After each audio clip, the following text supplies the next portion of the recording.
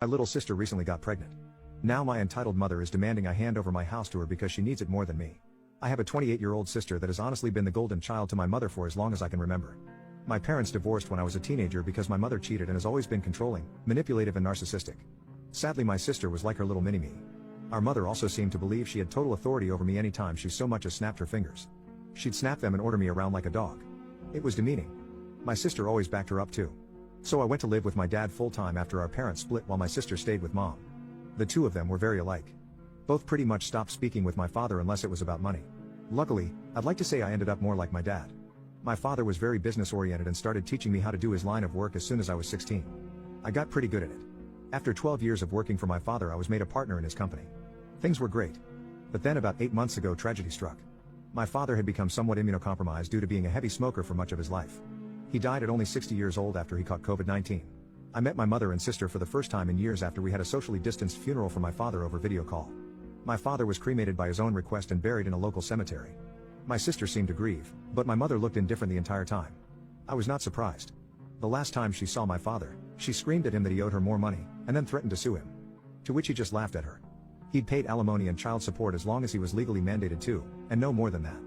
He even put $30,000 toward my sister's college fund. But 10 years after the divorce, he was no longer legally required to send mom money anymore because of the judge's ruling. She's by no means broke. She works the same job she has had for nearly 3 decades. She fully owns the old family home we used to share, and even rents out 2 of the rooms in it to Airbnb regularly. She's by no means hurting for money. Sometime after the funeral, my dad's will was read. Apparently he'd figured that if his heavy smoking didn't eventually do him in, something else would. He even joked about it in a pre-recorded video. I was pretty much willed nearly all of his assets from most of his money to his business and home. He left my sister a car and about $10,000 in cash. My mother only got $1,000 and a few other items that she'd been claiming were rightfully hers since the divorce. Beyond that, I got the rest. My girlfriend now lives with me in the house my father passed down to me.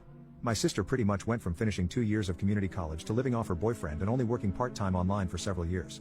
During that time she got pregnant but suffered a traumatic miscarriage. I wasn't aware till after the funeral because we were practically no contact and no one else told me. When lockdown hit, her boyfriend's job started downsizing little by little and eventually he was only able to stay on part-time. This hampered their finances. It got to the point where he was asking her to look for better employment as well since he was trying to find a second job. Then she got pregnant. She claims she and her boyfriend were careful, but calls it her miracle baby. One evening I got an unexpected knock at my door.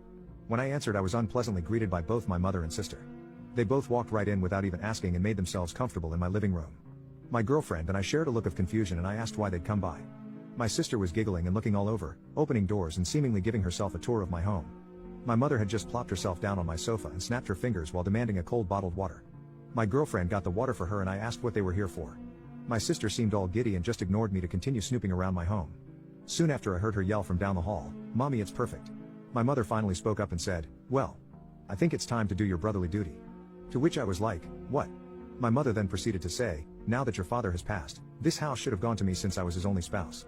But you can still fix this. You make plenty of money and could just buy a new house. Your sister needs this one so much more since she's the one with a baby on the way.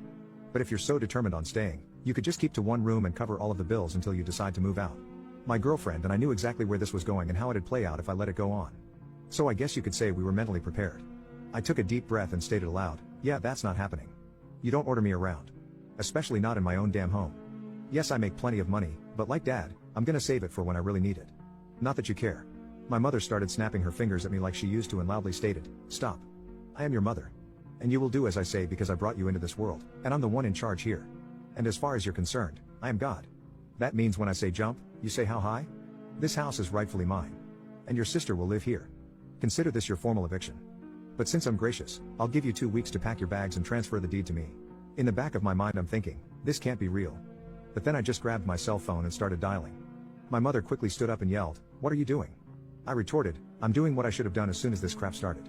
I'm calling the cops to get you out of my damn house." She started swiping at me and managed to knock my phone out of my hands.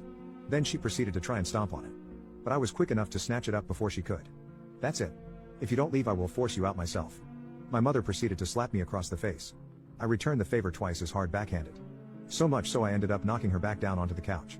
She held her hand over her reddening and smeared makeup face in total shock and then yelled, "How dare you!" I went back to dialing on my phone and said that if she didn't leave, I would have the police come and remove her by force. My sister came barreling in between us, holding her arms out and saying that I should just do the right thing for once in my life and be a good big brother. I snapped and said, "Oh really? I'm the bad sibling?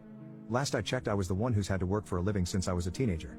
I had to do all the chores in the house while you just sat on your butt playing video games or talking with your friends all day. And you used to steal my hard-earned money just to go out shopping after you spent all of your allowance. You're a complete mooch and thief. So I don't owe you a penny.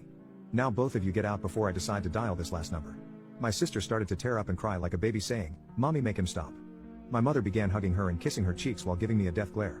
Then she seemed to think she'd gotten smart and said, "You know, if you do call the police, I can just tell them that you hit me.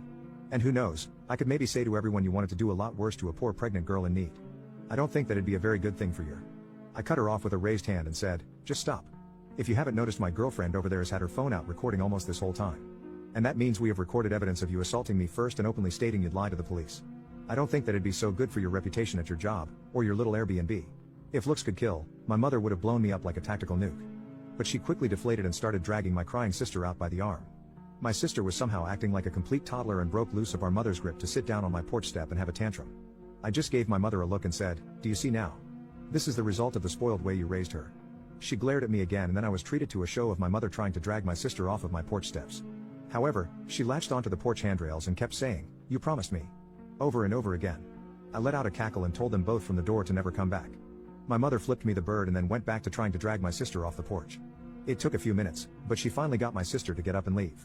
As she walked away, she told me how I am a cruel, heartless piece of crap who will go to hell for this. I laughed some more and said that there's also a special place in hell for liars and narcissists who try to manipulate others to get their way.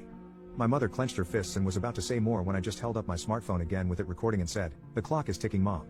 Get off my property." My mother then walked my sister to the car, gave me one last snooty look and drove off. I thought that was the end of it, but letting things go was never something my mother would do. After a few days, I started getting messages from people I know and some relatives online. A lot of them were furious with me. I tried to check my Facebook, but couldn't see anything they were saying because my sister and mother both blocked me on their social media. However, my girlfriend could still see everything because they kept their profiles set to open. We screenshotted everything and then printed some of it out. Both of their profiles had posts that claimed I stole the house that was meant to be my sister's inheritance right out from under her by paying off the lawyer who handled Dad's will. This is a complete and utter lie, and they both know it. I called my lawyer, who was also my father's lawyer and a trusted family friend. I gave him copies of all the screenshots from Facebook and the video my girlfriend had recorded the day my mother demanded my house. He wanted to just write a formal C&D, but I wanted to take it further. He sent them a letter I told him to write via express mail that had to be signed for, so I know they got it. My mother called me in an absolute fury the same day the letter was delivered. I told her that if she and my sister didn't redact all of the untrue social media posts they made about me and tell the absolute truth, I'd send all of the information I have to the whole family, her boss, and upload the videos we'd recorded of her online. Then I'd sue her on top of it.